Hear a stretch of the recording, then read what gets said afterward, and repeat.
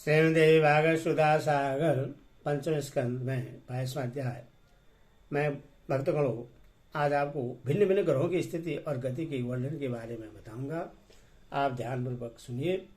राजा परीक्षित ने पूछा, भगवान आपने जो कहा कि यदि भी भगवान सूर्य राशियों की ओर जाते समय मेरु और ध्रुव को दाईं ओर रखकर चलते मालूम होते हैं, किंतु वस्तु उनकी गति दक्षावर्त नहीं होती, इस विषय को हम किस प्रकार समझें? श्री सुखदेव जी ने कहा, राजन, जैसे कुम्हार के घूमते ही चाक पर बैठकर उसके साथ घूमती हुई चींटी आदि की अपनी गति उससे भिन्न ही है, क्योंकि वह भिन्न भिन्न समय में उस चक्र के भिन्न भिन्न स्थानों में देखी जाती है। उसी प्रकार नक्षत्र और राशियों से उपलक्षित काल कर्म में पड़कर ध्रुव और मेरु को दाएं रखकर घूमने वाले सूर्य आदि ग्रहों की गति वास्तव में उससे भिन्न ही है, क्योंकि वे काल भेद से भिन्न भिन्न राशि और नक्षत्रों में देख पड़ते हैं। वेद और विद्वान लोग भी जिनकी गति को जानने के लिए उत्सुक रहते हैं, वे साक्षात आदिपुरुष भगवान नारायण ही लोगों के कल्याण और कर्मों की शुद्धि के लिए अपने वेद में विग्रह काल को 12 मासों में विभक्त कर बसंतादि 6 ऋतु में उनके यथा योग्य गुणों का विधान करते हैं। इस लोक में वर्णाश्रम धर्म का अनुसरण करने वाले पुरुष वेत्री द्वारा प्रतिपादित छोटे बड़े कर्मों से इंद्रादि देवताओं के रूप में और योग के साधनों से अंतरामी रूप में उनकी श्रद्धापूर्वक आराधना करके सुगमता से ही परम पद प्राप्त कर सकते हैं। भगवान सूर्य संपूर्ण लोकों के आत्मा है। वही पृथ्वी और गोलोक के मध्य में स्थित आकाश मंडल के भीतर काल चक्र में स्थित होकर 12 मासों को भोगते हैं, जो संवत्सर के अवयव हैं और मेष आदि राशियों के नाम से प्रसिद्ध है। इसीलिए प्रत्येक मास चंद्रमा से शुक्ल और कृष्ण 2 पक्ष का, पितृमान से 1 रात और 1 दिन का तथा सौर मास से 2.25 नक्षत्र का बतलाया जाता है। जितने काल में सूर्यदेव इस संवत्सर का 6ठा भाग भोगते हैं, उसका वह अवश्य ऋतु कहा जाता है। आकाश में भगवान सूर्य का जितना मार्ग है, उसका आधा वे जितने समय में पार कर लेते हैं, उससे एक अयन कहते हैं, तथा जितने समय में वे अपने मद तीव्र और समान गति से स्वर्ग और पृथ्वी मंडल के सहित पूरे आकाश का चक्कर लगा जाते हैं, उससे अवान्तर भेद से संवत्सर, परिवत्सर, ईडावत्सर, अनुवत्सर अथवा वत्सर कहते हैं।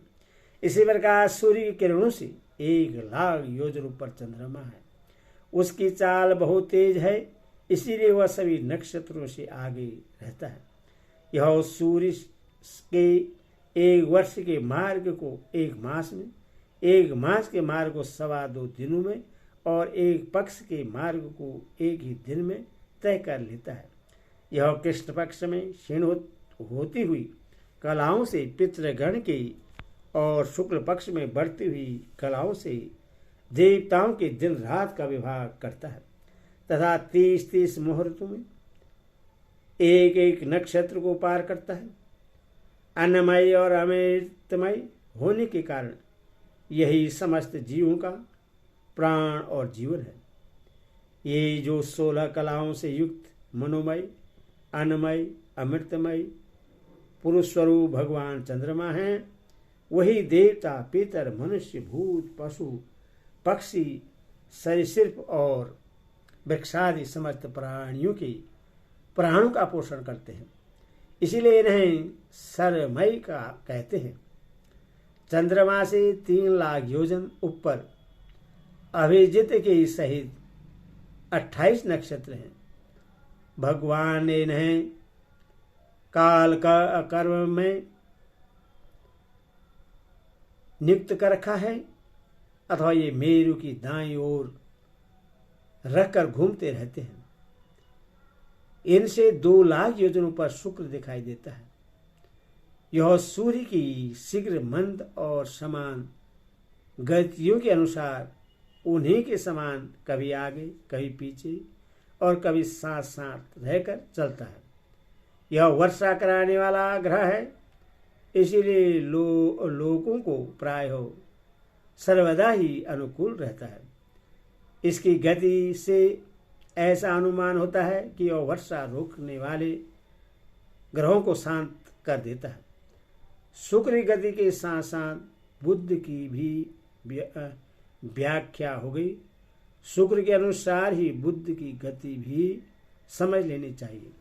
यह चंद्रमा का पुत्र शुक्र से 2 लाख योजन ऊपर है। यह प्रायः मंगलकारी ही है, किंतु यह सूर्य की गति का उल्लंघन करके चलता है। तब बहुत अधिक आंधी, बादल और सूखे के भय की सूचना देता है। इससे 2 लाख योजनों पर मंगल है। वह यदि वक्र गति से न चले तो एक एक राशि को 3-3 पक्ष में भोगता हुआ 12 राशियों को पार करता है। यह अशुभ ग्रह है और प्रायः अमंगल का सूचक है। इसके ऊपर 2 लाख योजन की दूरी पर भगवान बृहस्पति जी हैं। वे यदि वक्र गति से न चले तो एक एक राशि को एक एक वर्ष में भोगते हैं। ये प्रायः ब्राह्मण कुल के लिए अनुकूल रहते हैं। बृहस्पति के से 2 लाख योजनों पर शनिचर दिखाई देता है। ये 30-30 महीने तक एक एक राशि में रहते हैं, अतः इन्हें सब राशियों को पार करने में 30 वर्ष लग जाते हैं। ये प्रायः सभी के लिए अशांति कारक हैं। इनके ऊपर 11 लाख योजन की दूरी पर कश्यप आदि सप्तऋषि दिखाई देते हैं। ये सब लोगों की मंगल कामना करते हुए भगवान विष्णु के परम पद ध्रुव लोक की प्रतीक्षा क्या करते हैं। हरि ओम तत्सत, हरि ओम तत्सत, हरि ओम।